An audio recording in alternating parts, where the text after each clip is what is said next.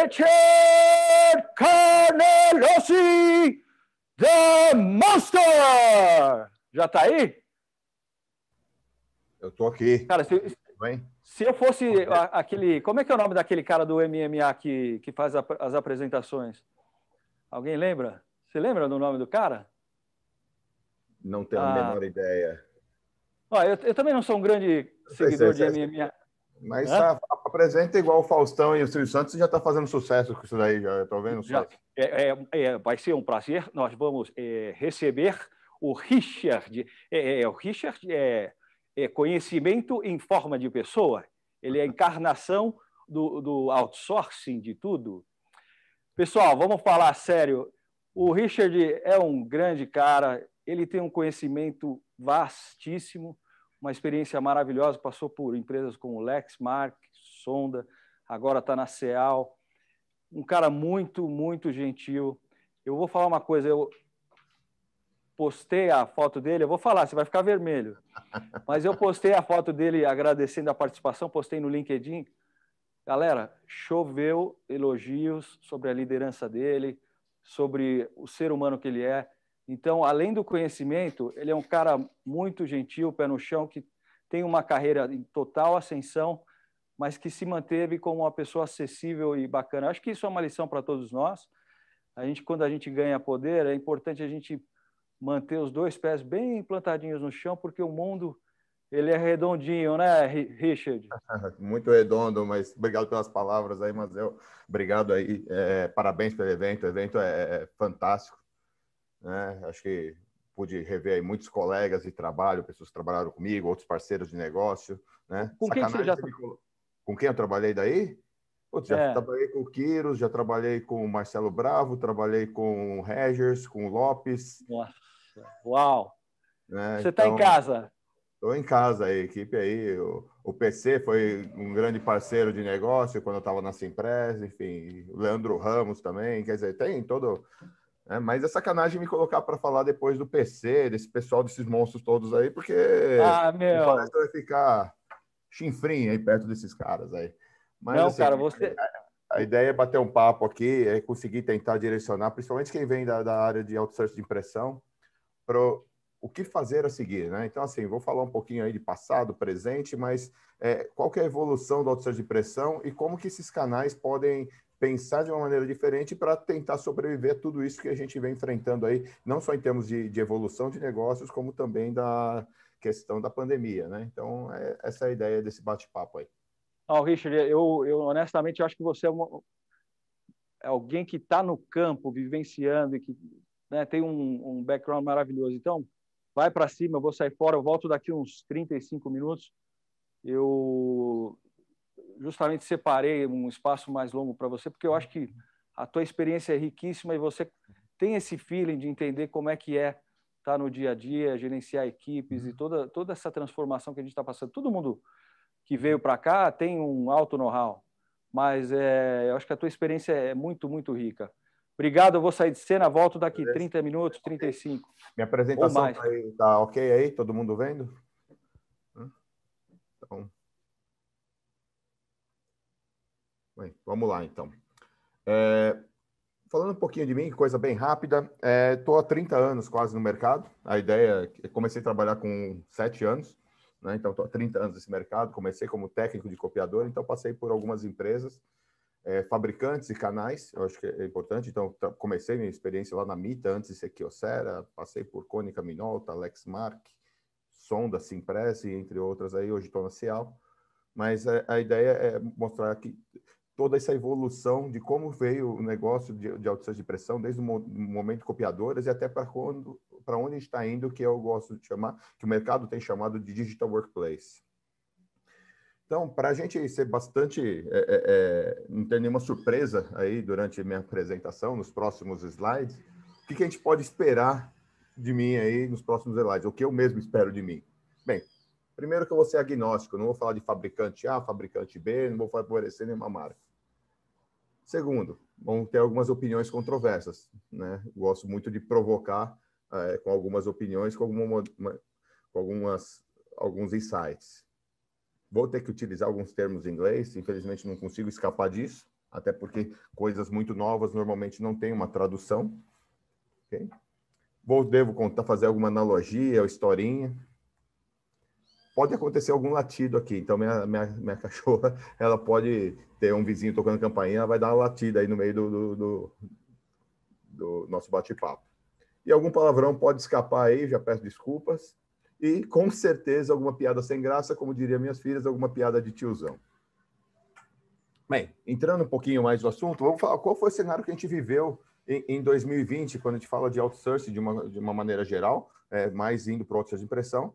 A gente sabia que ia ser um caminho, eu gosto de fazer essa analogia com as corredeiras aí. A gente sabia que era um caminho difícil, cheio de pedras, mas que o fluxo do rio ia levar a gente para algum lugar, né? Então ia ter que ter alguns desvios, enfim.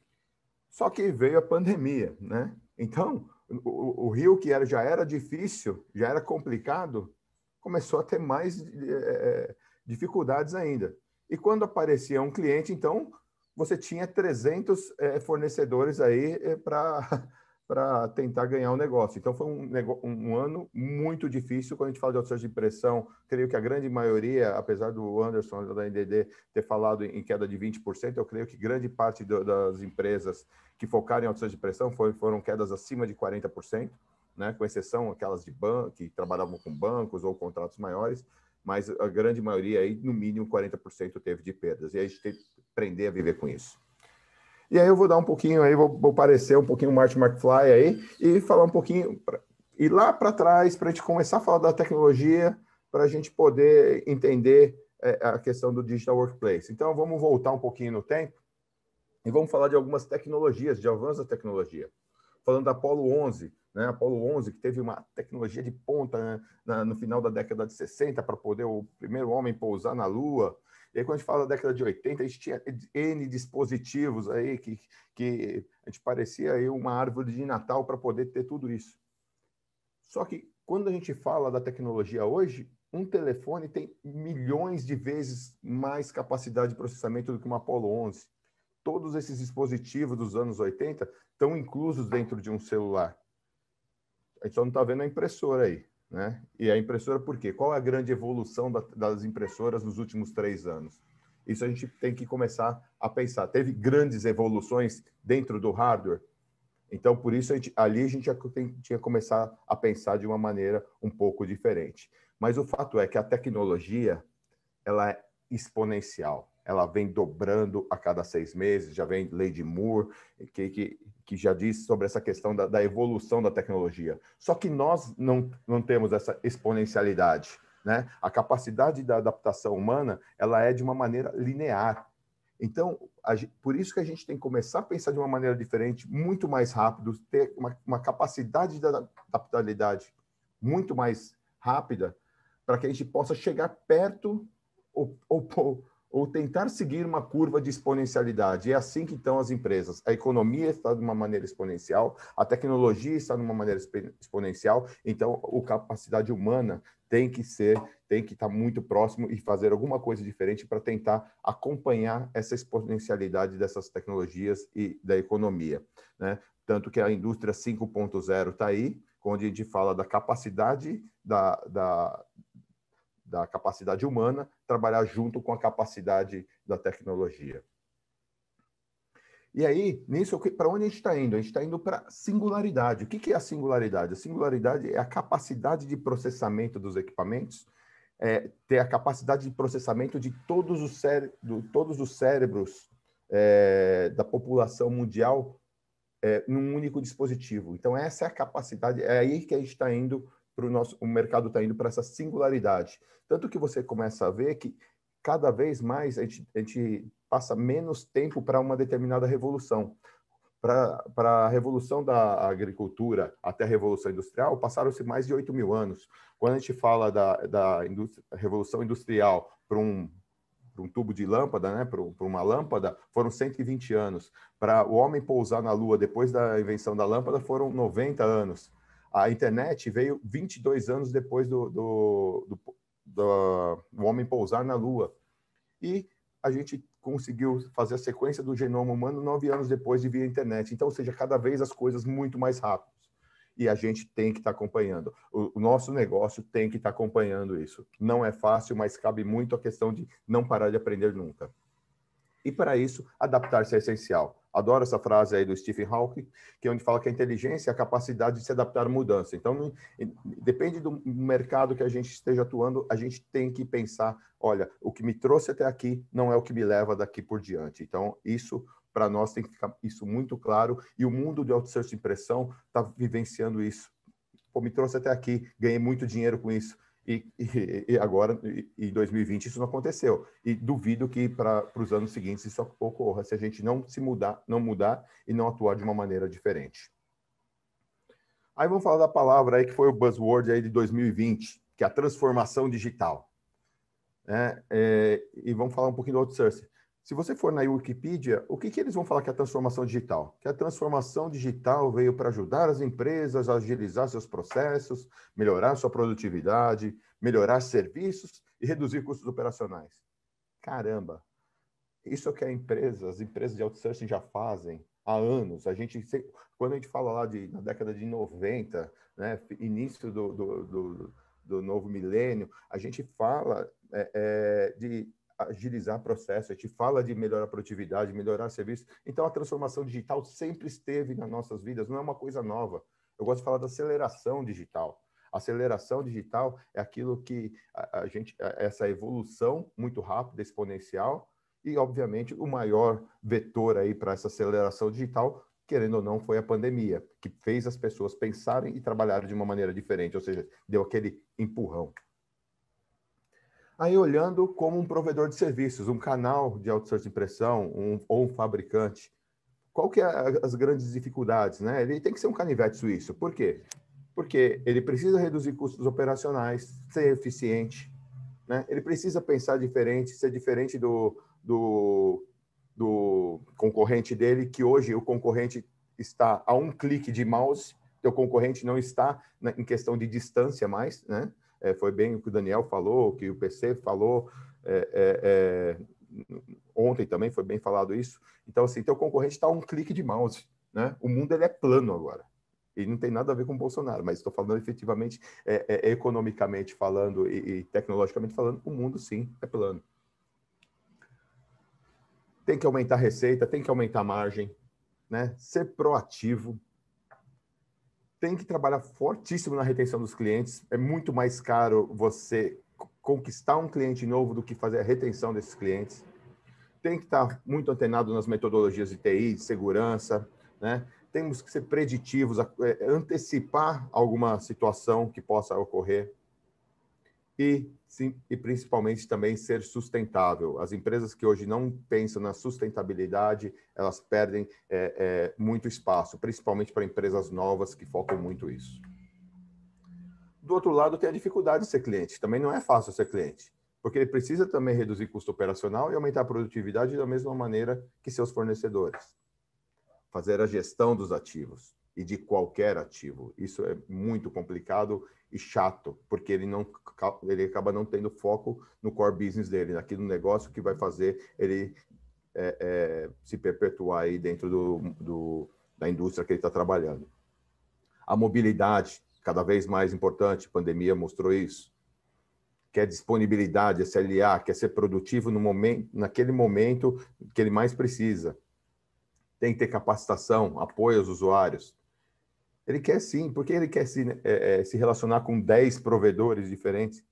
Se eu posso ter apenas um que vai me resolver toda a situação, e aí eu fico preocupado somente com o meu negócio, né? E também muito preocupado com a questão de sustentabilidade.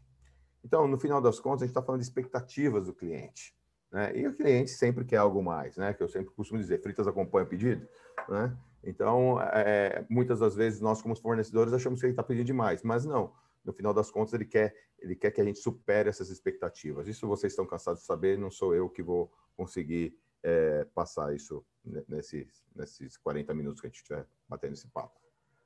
E aí, qual que é a evolução dos negócios aí para a parte de outsourcing de pressão? Então, a gente começou aqui simples com a questão da impressão, com a captura, fazer todo o gerenciamento de conteúdo. Então, assim, a nossa capacidade de solução como outsourcing de impressão, outsourcing de dispositivos, ela aumenta. E, obviamente, acaba entrando também no aumento na capacidade de serviços. E aí veio o Print as a Service e o Solution as a Service, correto? Então, essa é a evolução do nosso negócio, do negócio de outsourcing de impressão. Correto? Errado. Sabe por quê? Porque esse slide eu apresentava em 2013. A gente já devia ter feito isso em 2013. Hoje é muito mais do que isso. Não adianta, por mais que a questão de soluções de processos, serviços, a gestão de conteúdo, o ECM, ele é fundamental. As empresas que fornecem outsourcing, elas não podem pensar somente naquilo que baseia-se um multifuncional. Tá ok? Qual que é a E aí você fala assim, pô, Richard, então você está falando que o outsourcing que está escrito errado aí, já vi? De impressão vai acabar? Não sou nenhum guru, não tenho bola de cristal, mas a minha opinião é que o outsourcing de impressão ele não vai acabar. Ele não vai acabar, mas vai reduzir muito. Então, a pergunta correta é o seguinte: quem vive só de outsourcing de impressão vai acabar? Aí minha resposta, sim, vai. Não dá para sobreviver somente com a questão de outsourcing de impressão para os próximos anos. A gente está vendo fabricantes saindo do Brasil, a gente está vendo empresas sendo fundidas, empresas sendo compradas, né? Os clientes cada vez com menos solicitações. Então, se a gente pegar os dois grandes negócios que tiveram de outsourcing de pressão em 2020, foram ganhos sem trocar um equipamento sequer, ou seja, continuaram com os mesmos equipamentos. Então, e isso a gente está vendo aí muitos bancos reduzindo a quantidade de agências, empresas reduzindo a quantidade de posições porque grande parte está remota. Então, focar somente no outsourcing de pressão, sim, vai matar a sua empresa. Então, é isso, essa é a mensagem que a gente tem que ver. Por um outro lado, o que a gente tem que pensar? Quem faz outsourcing de impressão faz outsourcing de qualquer coisa.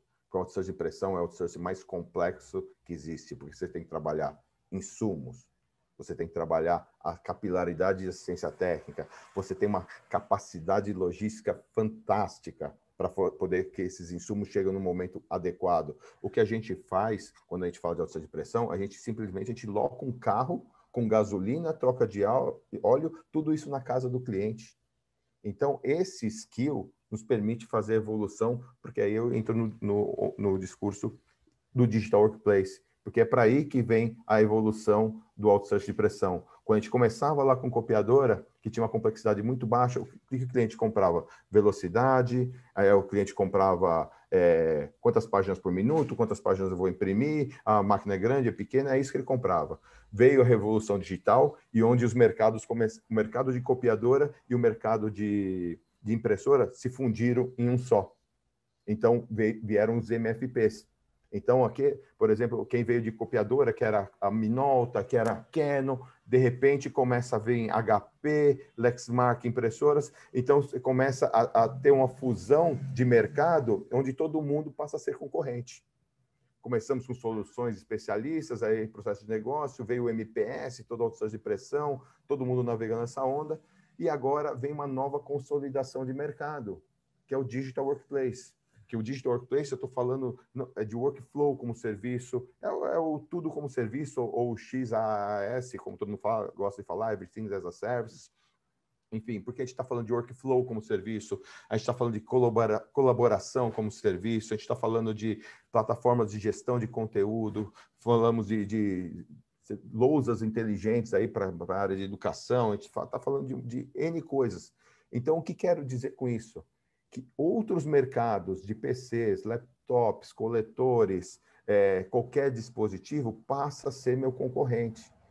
E onde tem a vantagem qual é a grande vantagem de quem vem do mercado de outsourcing de impressão? É exatamente a experiência, aquilo que eu falei, da dificuldade de você conseguir uma capilaridade adequada, de você ter uma logística adequada, aí essas empresas acabam saindo na frente. Da mesma maneira que a revolução digital, as empresas que vieram do mundo de impressão, elas foram muito mais competentes naquele momento para as empresas copiadoras, era mais fácil se adaptar à copiadora, quem vem de impressão, do que quem vinha de copiadora se adaptar para impressão. Então, não sei se eu falei exatamente a mesma coisa, mas a questão é o seguinte, que quem trabalhava com tecnologia se adaptou muito mais fácil que quem trabalhava só com fotocopiadora. Esse é o ponto. E agora a mesma coisa. para fornecer tudo isso como serviço, as empresas, os canais que já têm essa questão de outsourcing de pressão, elas já têm a infraestrutura técnica adequada, elas já têm uma logística adequada, elas sabem fazer gestão dos contratos. Então, e a partir do momento que todo mundo está em casa, você começa a ter uma possibilidade que é o Digital Workplace. Quando a gente fala de Digital Workplace, a gente está falando de 4 pilares básicos aí, que é o conhecimento, e aí envolve conhecimento nosso no modelo de negócio do cliente, para ajudar ele a melhorar seus processos, melhorar sua comunicação e a colaboração. O que está por trás disso não interessa, mas o importante é que o Digital Workplace ele tem que juntar esses 4 pilares, né? E nós temos que ser capazes de fazer esse processo de consultoria, de entender esse modelo de negócio dos nossos clientes, para poder oferecer isso de uma maneira adequada. Quando a gente vai falar o que significa Digital Workplace, por dizer que é um ecossistema, que ele vai unificar pessoas e tecnologia, né? Então, a ideia é criar uma cultura organizacional de sucesso. Então, a cultura da empresa ela é fundamental para que eu possa criar um bom projeto de Digital Workplace, para que eu possa adicionar valor para o meu cliente, para que eu possa oferecer meus serviços com receita recorrente. E, em paralelo a isso, eu estou falando de experiência do usuário, das pessoas. É fundamental, as pessoas cada vez mais tendo um papel muito importante na corporação. E aí já foi falado isso pelo Mora, sobre a questão do relacionamento, de entender o que é a experiência do usuário para poder oferecer alguma ferramenta, tecnologia ou aplicação. E aí, o que o Digital Workplace ele prega? Ele prega uma maneira diferente e muito mais eficaz de trabalhar. Então, essa aceleração digital aí, ela tem que ter uma mentalidade muito mais moderna para fazer que a gente transforme o negócio do cliente. E, mais uma vez, a pandemia foi o principal vetor para isso, né? A pandemia mostrou que as empresas não estavam preparadas e saiu todo mundo correndo atrás do notebook. E o Digital Workplace não é entregar um notebook na casa do cara. Não é local um notebook. O que a gente está falando aqui é muito mais do que isso. Para você ter uma ideia, o Gartner fala que até 2023, 80% das soluções das corporações, e aí eu não estou falando de mercado de varejo, não estou falando do B2C, estou falando do B2B. As empresas vão focar no modelo de serviço, de tudo que ela vai contratar, né? Então, o Digital Workplace ele é mais do que tecnologia de serviço e do que está rodando na nuvem. Ele é uma questão de negócio, de melhoria de desempenho, de aumento de disponibilidade, de aumento de eficiência das corporações. Então, ele proporciona a melhor experiência aí dos usuários. Aí vamos falar assim, como que a gente coloca lá o mercado de MPS no Digital Workplace? Eu tenho lá minha impressorazinha, meu multifuncional, ele passa a concorrer com qualquer outro dispositivo, que pode ser um totem de autoajuda, que pode ser um projetor, pode ser uma lousa, pode ser um notebook, um celular, depende, qualquer dispositivo. Que a gente vai ter que capturar essas informações. E para capturar esses dados, né, capturar, seja via código de barra, seja QR Code, seja biometria, o que seja, mas a gente vai conseguir capturar esses dados. Ou muitas vezes esses dados já vão nascer digitais, grande maioria deles. A gente vai ter que, a partir daí, vai ter que avaliar processo, qual que é o fluxo de processo, a gente vai ter a questão da bilhetagem, né, de como que a gente vai cobrar isso, fazer toda essa parte de workflow, né? Parte de colaboração extremamente importante, tem que fazer integração com sistemas da empresa, tem que distribuir essa informação para quem é de direito, sem em nenhum momento esquecer de qualquer parte de segurança, porque a gente tem cada vez mais, a gente está com LGPD aí, né? A gente está falando de segurança de ISO 27000, de auditoria, de compliance, que cada vez mais está sendo exigida pelas empresas. E, finalmente, quem vai ter acesso a isso, em que momento vai ter acesso, em que lugar vai ter acesso, né? Então, a integração com as aplicações, a inteligência que eu vou fazer com isso, a camada analítica que eu vou estar por trás disso, a utilização do meu CRM, então, encontro tudo aquilo que os outros palestrantes têm falado desde ontem. E aí, o que a gente espera disso? E esse é o futuro do trabalho. Primeiro, que o futuro do trabalho, a gente não fala mais de perfil, a gente fala de personas, né? O Queiroz acabou de falar muito de personas, né? Então, a gente tem uma solução que ela é tailor-made, ou seja, ela é individual. Eu não vou ter um produto de prateleira que eu possa oferecer para um determinado cliente, porque se eu não conhecer esse cliente, eu não consigo oferecer uma grande solução de digital workplace. E aí, o ambiente de trabalho, ele não é mais um ambiente de trabalho, ele não é mais um local, né? Eu posso estar numa Starbucks, eu posso estar em casa, eu posso estar num barzinho, eu posso estar num happy hour, eu tenho que ser eficaz e produtivo independente do local que eu esteja, né? Então, a ideia é permitir ao invés de ditar. Então, incorporar, fortalecer e facilitar um pensamento diferente para que as pessoas possam realmente pensar de uma maneira diferente, né? Quando a gente fala de assistente virtual, ele passa a ser um ponto, a gente está falando de chatbot, então, assim, muita coisa a gente vai conseguir resolver sem ter que enviar um técnico na ponta, ele pode fazer um autosserviço, né? E, obviamente, com isso, eu tiro um dos grandes pontos que acaba sendo o custo da empresa, que é a assistência técnica, ou seja, o técnico só vai até lá para problemas que devam ser executados. Eu não preciso, eu consigo oferecer o serviço gerenciado, né? Então, não significa que eu vou acabar com os técnicos, mas os chamados que eles vão ser utilizados vão ser realmente para chamados que dependem de um técnico, não tem uma visita improdutiva, enfim. E com isso, obviamente, se transforma toda a maneira de trabalhar, né? E acaba sendo o fim do catálogo de TI. E aí é onde a gente entra, que é o básico, que é o dispositivo como serviço. E aí a gente está falando de incrementar esse portfólio. Impressoras, notebooks, celulares, coletores, totens de autosserviço, por que não? Câmeras, comunicação unificada, microfones, ou seja, toda e qualquer tecnologia. Eu entendo que o mercado, o futuro do trabalho, ele vai passar pela mesma revolução da década de 90 do outsourcing de impressão. Hoje a gente sabe que 95% das empresas já tem um fornecedor de outsourcing de impressão. Para eles, é muito claro que não adiciona valor nenhum eu comprar uma impressora ou comprar um multifuncional, né? Então, o que acontece quando a gente está falando de outsourcing de impressão, o que a gente tem é a segurança do mercado público, que de 3, 5 anos faz um novo edital, a gente sabe que vai fazer a troca, mas quando a gente fala do privado, a gente sabe que é um mar de sangue, porque todo mundo já tem. Então, aí a gente fica brigando naquela questão do preço, que acaba não sendo bom para o mercado de uma maneira geral. Então, só que a mesma evolução que aconteceu com o mercado de autossugestão de pressão, eu tenho certeza que a mesma curva vai acontecer para os outros dispositivos, né? Porque as empresas vão conseguir entender que existe essa questão de facilidade de tributos, né? Vão se preocupar mais com o core business, o investimento, vão ter atualização tecnológica. Então, assim, para eles acaba sendo muito mais fácil e você passa a ser o trust advisor desse cliente quando a gente fala de tecnologia. O que é o trust advisor? O consultor de fiel, né? Que ele pode confiar. E esse é o grande trabalho das empresas hoje, ser o trust advisor quando a gente fala de tecnologia e oferecer tudo isso como serviço. O cliente só vai ter aquilo que realmente executa. A minha visão do modelo de digital workplace, na minha visão, eu tenho 5 pilares básicos e todos eles a gente vai falar de consultoria, vai ter que ter processos, as ferramentas, qual o ecossistema que a gente vai trabalhar e principalmente pessoas. Então, a primeiro pilar aí é dispositivo, é aí que vai entrar os notebooks, vão entrar os multifuncionais, vão entrar os coletores, vão entrar as câmeras, vão entrar totens de autosserviço.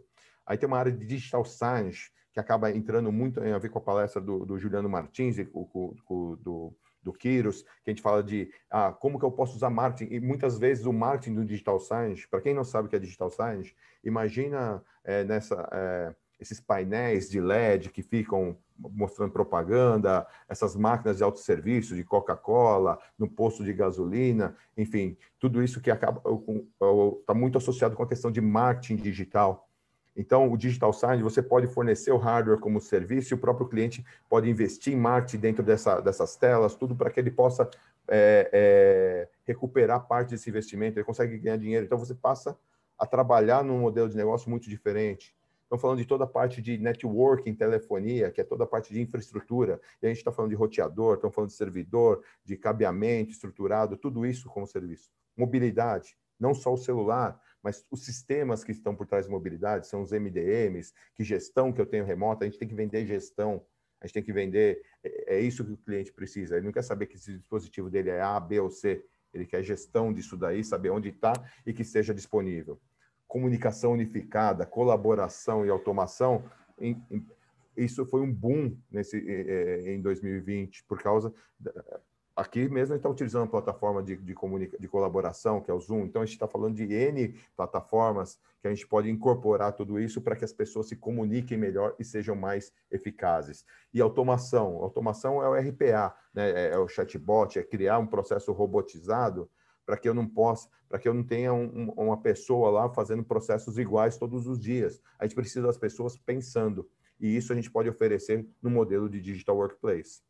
E aí, o que a gente tem de segurança por trás disso, dentro desses pilares? Eu vou precisar do meu Service Desk, do Field Service, onde onde as empresas de outsourcing de pressão já têm isso muito bem definidas.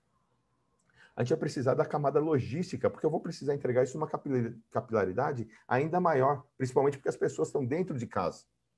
Né? Obviamente, eu não acredito no modelo 100% home office, não acredito no modelo 100% que vai voltar como era, vai ser um modelo híbrido, só que a gente vai continuar tendo que atender esses clientes em suas casas, em suas residências, ou criar um modelo de autosserviço para que eles possam ir lá e resolver na hora que eles precisam e que eles tenham disponibilidade. A camada analítica, inteligência artificial e a camada de segurança tem que estar por trás disso. Essa inteligência é a que vai definir a melhor solução do que a do seu concorrente. E não podemos dizer que isso aí tudo tem que estar disponível em qualquer lugar. A gente tem que ter a questão do data center, cloud, isso tem que fazer parte do nosso DNA de ofertas e serviços também. Então, essa para mim é o modelo do Digital Workplace, que é a evolução. E quais são os 8 passos? Não existe uma regra, não existe um modelo, mas são 8 passos que eu vejo que são extremamente importantes aí quando a gente fala do Digital Workplace. O primeiro, a gente precisa ter a visão clara. O que é junto com a empresa, tá? A cultura da organização e qual é a visão que ele tem. O que ele quer como modelo de negócio para os próximos anos. Então, aí é aquilo que eu falo que a gente passa a ser consultor, um trusted advisor.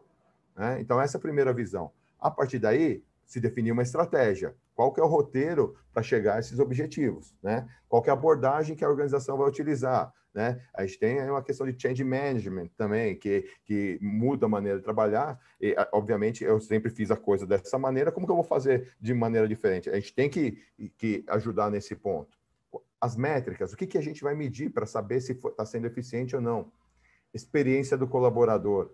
No modelo de Digital Workplace, a experiência do colaborador ela tem que ser fundamental, porque isso vai fazer o teu negócio ser um projeto ou não de sucesso. Né? As mudanças organizacionais, a mudança na forma de trabalho, qual informação que vai ser disponibilizada para quem, e aí, depois de tudo isso, eu penso, que tecnologia eu vou utilizar? A tecnologia é um meio, ela não é o fim. Então, isso tem que estar muito na nossa cabeça. Ok? Obviamente, o que eu estou falando aqui é muito para os canais que hoje têm outsourcing de impressão. Os fabricantes têm outras dificuldades, porque os fabricantes, eu entendo que aqueles que não conseguirem aumentar seu portfólio vão sofrer um pouco mais, porque até a questão da cultura de tipo de impressão que a gente está tendo hoje, a impressão passa a ser um pouco mais centralizada, não vai voltar a ter... eu sou um dos que acha que o Gartner está totalmente errado em questão do aumento de páginas. Para mim, isso vai reduzir significativamente. E isso vai criar um problema principal aí para os fabricantes que não adaptaram seus negócios para outras linhas de negócio. Então, mas esse é um outro bate-papo aí. Ok? Então, como determinar qual é o melhor provedor de Digital Workplace? Eu tenho que pensar, meu provedor, ele tem experiência em entregar soluções com qualidades e prazo? Eles entendem minhas necessidades únicas? Eles oferecem suporte estratégico, serviços profissionais, ou seja, a hora que eu precisar, ele está lá, ele vai ter gente competente, ele vai conseguir direcionar isso de uma maneira rápida, né? Eles demonstram que conhecem a estabilidade da empresa e seu produto, né? Qual que é o roteiro de investimento? O que ele vem melhorando nas ofertas no seu portfólio nos últimos anos? Ou ele está oferecendo a mesma coisa que ele oferecia há 5 anos? Então, isso é muito importante para um cliente avaliar o seu fornecedor. E aí a gente vem para os ganhos do Digital Workplace. Então, o que se vende além da gestão toda? A empresa só se preocupa com o core business dela, né? Então, coisa que não tem valor, não tem por que se preocupar. tem atualização tecnológica, redução de custos com ativos, então isso dá para fazer um TCO bem bacana, mostrar que vale a pena. Você tem a questão de fiscal, você tem a questão de logística, você tem a questão de espaço, de velocidade. Isso realmente, quando você monta um TCO adequado, você consegue demonstrar isso para os clientes, né? Ele vai ter alta disponibilidade, ele vai ter gerenciamento e controle e segurança dos usuários, sabe quem faz o quê, que momento que utilizou, em que local que estava. A solução é escalável, eu não preciso entrar com todos os 5 pilares ali, com todas as soluções possíveis, eu posso entrar pequeno, ou seja, eu já tenho opções de impressão, eu posso incluir uma outra atividade, vamos crescendo junto com os clientes, acho que clientes aí são diferentes e todos vocês já têm seus clientes aí, podem começar a tentar arriscar esse negócio com os clientes atuais, com a base atuais. A questão da contingência e continuidade da operação, então isso se oferece no Digital Workplace. Produtividade e retenção das pessoas.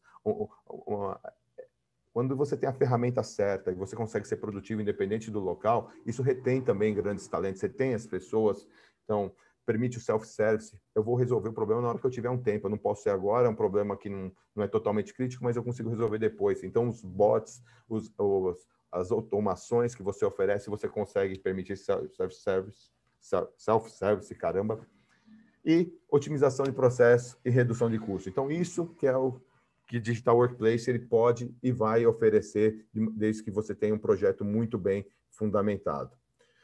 Eu queria terminar a história, eu falei que ia ter uma historinha, eu acho que eu não fiz nenhuma piada ainda de tiozão, mas a ideia é acabar pelo menos com uma historinha.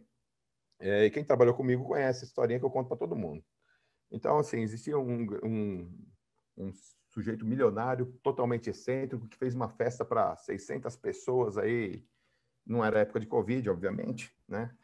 Mas 600 pessoas na mansão dele, ele tinha uma piscina cheia de jacarés. Em determinado momento, ele grita, chama todo mundo, atenção, atenção, olha, tá vendo essa minha mansão aqui? Eu vou entregar essa minha mansão para quem entrar nessa piscina cheia de jacarés e sair nadando até o outro lado. Aí, obviamente, ninguém se manifestou, todo mundo quieto, falou assim, meu cara é louco. Aí ele aumentou a oferta. Não, já que ninguém quer sua mansão, então assim, tenho 5 carros de luxo aqui, minha mansão, para quem atravessar essa piscina e sair do outro lado lá. De novo, todo mundo quieto. Aí ele faz a oferta final. Então, eu vou fazer minha oferta final. Minha mansão, meus 5 carros de luxo e meu jatinho. Nisso pula um maluco. Sai brigando, enfia o dedo no olho do jacaré, morde a orelha de outro, o jacaré não tem orelha, mas enfim, morde o rabo, dá cotovelada. Eu sei que ele sai todo esfarrapado do outro lado, suando, né? Suando, saindo da piscina, é fantástico. Mas ele sai todo esbaforido ali, né? Cansado. Aí o cara todo feliz lá, o excêntrico, falou, pô, você vai... Tá aqui minha mansão para você. Ele falou assim, não quero sua mansão. Não, como não? Então os carros de luxo? Também não quero o seu carro de luxo. Como não? Eu já tinha. Não quero nada. Eu só quero saber quem foi o filho da mãe que me empurrou nessa piscina. O que eu quero dizer com essa história? A gente estava com uma piscina de jacaré, olhando ali, e veio o Covid e empurrou a gente. E se a gente não mudar a maneira de trabalhar, a gente não for pensar de uma maneira diferente, ou achar que a gente não consegue fazer isso, porque muitas das vezes a gente acha que a gente não consegue fazer. Mas a gente vai ver que a gente pode sair todo arranhado, espancado ali, mas sai do outro lado lá e consegue as recompensas, que é aquilo que a gente almejava. Tá ok? Daniel, era isso que eu tinha para falar para vocês. Seguem meus contatos. Estou à disposição aí para perguntas. E aí, meu camarada Richard Carnelossi, tá me ouvindo? Eu estou ouvindo. Ô, irmão querido, que tremenda palestra, hein? Que isso? A corrida do ouro mudou. Eu gostei desse título, porque é mais ou menos o que aconteceu, né? Uhum. Não, você tem que olhar para um outro lado agora. Não dá mais para pensar da mesma maneira, né? A gente sempre pensava em solução de documentos. Não dá para viver só disso também. Isso é extremamente importante e vai fazer parte do portfólio, mas a gente não pode focar só nisso. E quando a gente pensa na pandemia, se pensar na pandemia, pensar que ela foi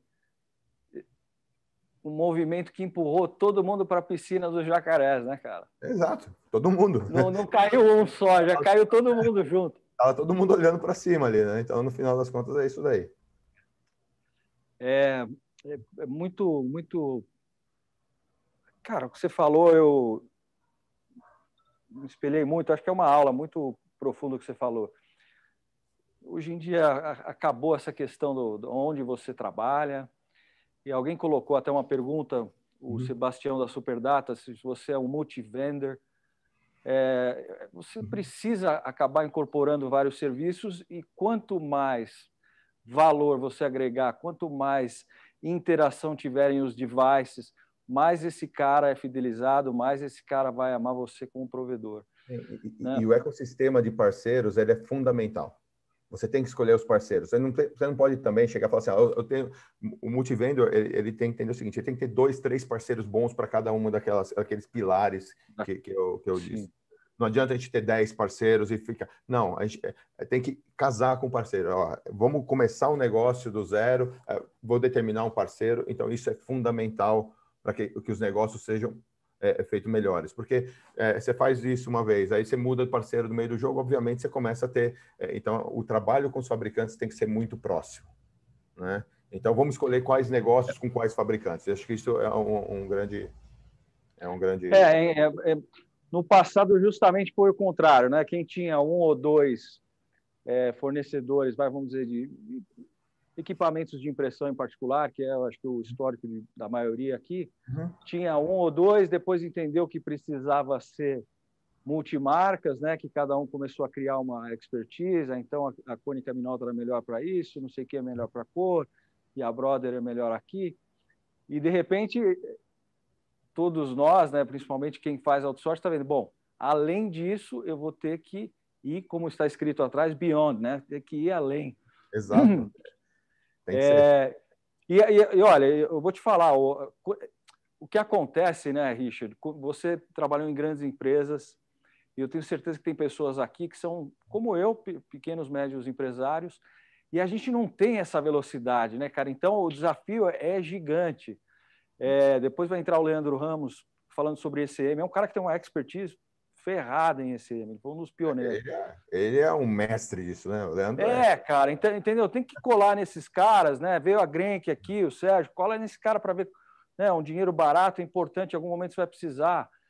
A gente vai ter que se reinventar. O que eu falei, zona de conforto, acabou. Inclusive, o próprio Flávio Augusto fala, né? Não existe segurança, né? Acho que acabou aquela estabilidade dos velhos tempos, né? E eu tenho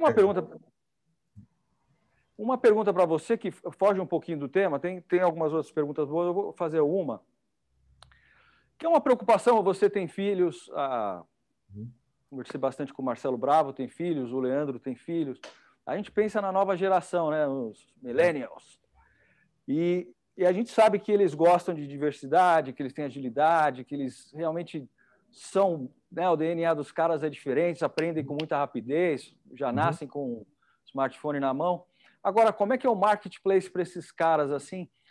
E sem ser pessimista, porque eu conheço você é um cara super otimista, mas eu honestamente tenho uma preocupação, uma inquietude assim com as big techs. Né? Quando a gente fala de Amazon e Google e puta, é bárbaro, todos estamos super apaixonados por tecnologia, mas ao mesmo tempo você vê esses caras ganhando um espaço monstruoso.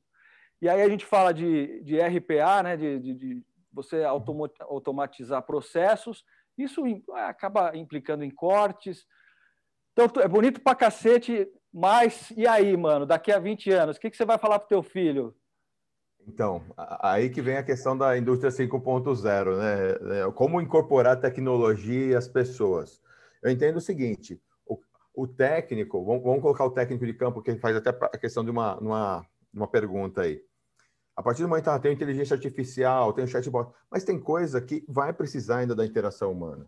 A questão é que o técnico ele vai precisar também saber a questão do relacionamento vai ser fundamental. Esse técnico ele passa a ser também um elo comercial, né, dentro do cliente. Obviamente, eu não vou, eu tenho Hoje, sei lá, se eu tenho um parque de 10 mil máquinas, eu tenho 100 técnicos para atender 10 cidades, obviamente eu vou precisar de menos técnicos, mas só que eu vou precisar de inteligência por trás disso. Então, quando a gente fala de camada de inteligência, entender cliente, então a gente passa a ser muito mais consultores. Os técnicos acabam evoluindo para outras atividades. Claro. Não consigo ser um guru para entender, ó, vai ter emprego para todo mundo? Não, mas o fato é que a tecnologia está aí, os aplicativos estão aí, a Amazon está aí, a Azure está aí, a Microsoft. Não tem como você convive com eles. E aí, já respondendo uma pergunta aí do Celso, né? Que ele fala assim, pô, uma única empresa vai entregar tudo isso? Eu posso te falar 4 empresas que conseguem entregar tudo isso hoje. Mas você precisa entregar tudo isso? Não. E aí vem a questão da associação de empresas, aí vem a questão da colaboração e os parceiros de negócio. E os nichos, né, também? Você escolheu o teu nicho. Os nichos. Então, vou pegar a Cial Telecom, ela não trabalha com autossoro de impressão. Ah, mas se um cliente meu quiser autossoro de impressão, obviamente eu vou procurar alguém que conheça autossoro de impressão e vou trabalhar junto com ele. Né? Então, assim, acho que nesse ponto, a questão da parceria, de novo, o fator humano é o que vai regar aí a parte daqui para frente.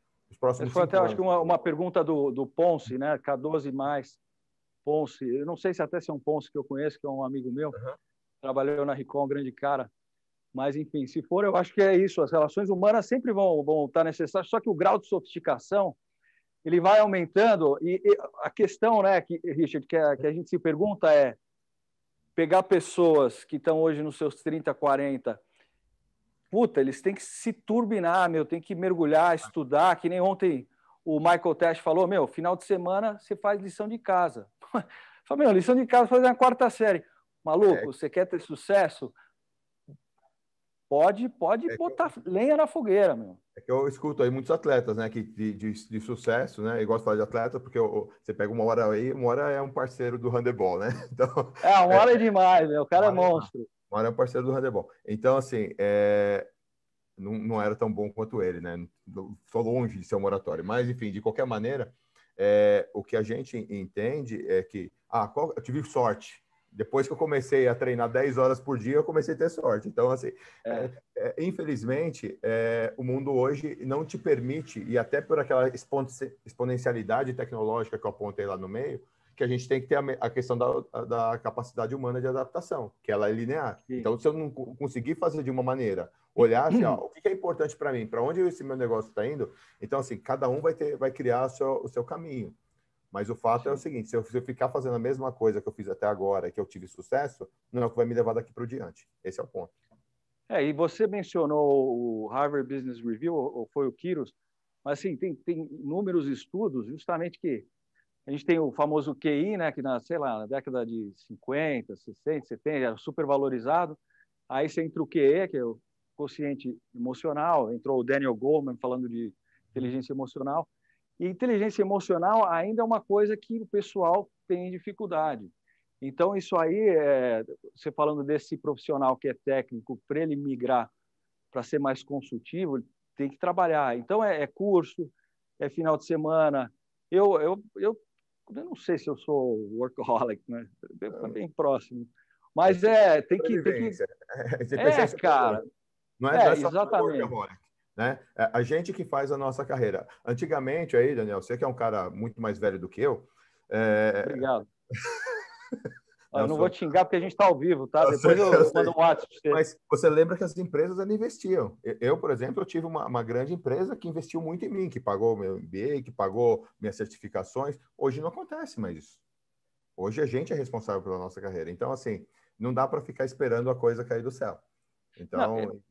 eu vou te falar, olha, não é fazendo crítica a ninguém, nada, mas, por exemplo, esse evento, você acompanhou um pouco do trabalho, né? Que eu falei com você primeiro, tal, e falei com outro. Você foi um dos primeiros caras que falou, Dani, tô junto, vamos embora.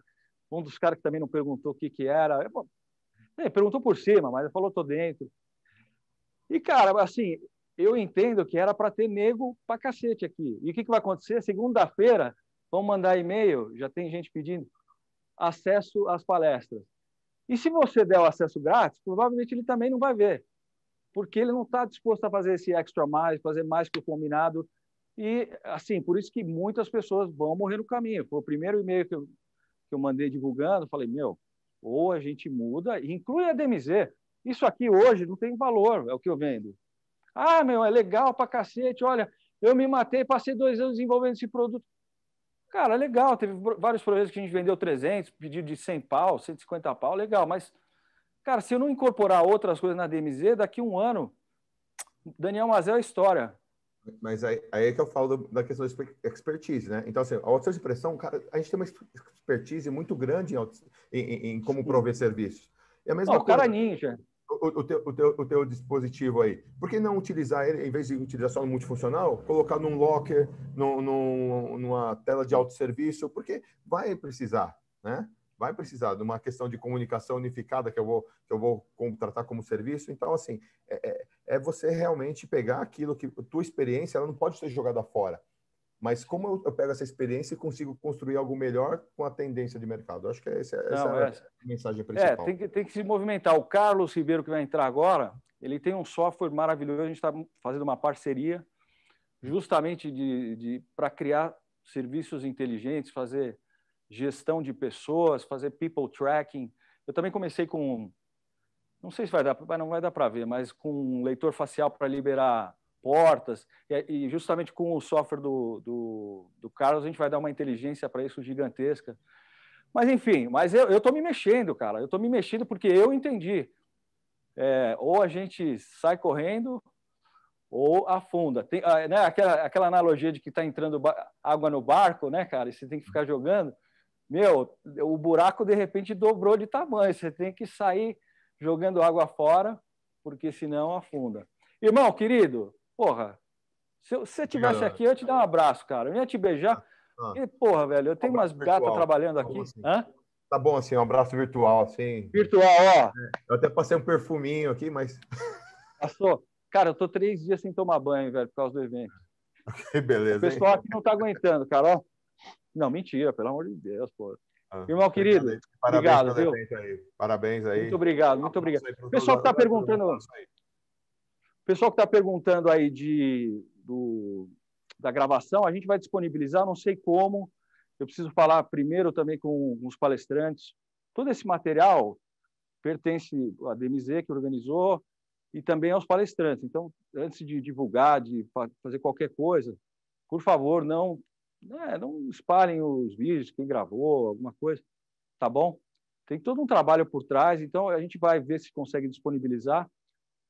Vamos ver se vai ter custo ou não, mas enfim. Aguentem aí, a gente vai falando depois durante a semana. Nós temos Mr. Carlos Ribeiro.